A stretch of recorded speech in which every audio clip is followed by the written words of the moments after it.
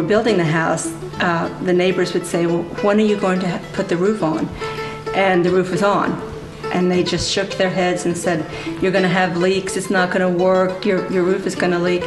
But there's new technology now that makes flat roofs work just fine. And it made it a little easier. We have a rainwater, as I said, catchment system, so it's easier for Pete to go up and clean the gutters and that kind of thing rather than have a steep pitch roof.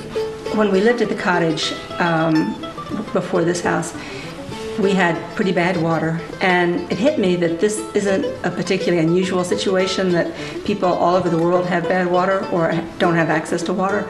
So I started doing research and very quickly found that rainwater harvesting or collection systems are probably the most efficient way to collect good quality water.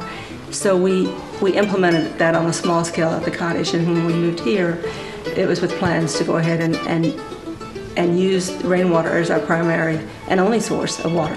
I've got two 550-gallon, each downspout goes into a 550-gallon tank on either end of the house underneath the deck. And then those tanks are tied in to additional tanks. So we have a total of 550-gallon tanks, and then it goes over into another tank that's inside the garage that the pump actually pulls the water out of.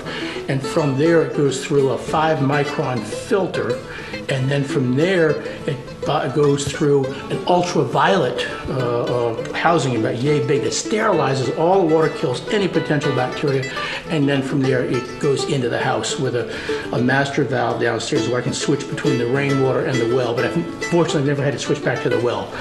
We collected a lot of water coming off of a rain into some big ice chests, and then took quite a few samples up to the lab up in Port Royal that does all the testing of water, and I spent $300 to $400 on every conceivable test that they could think of that might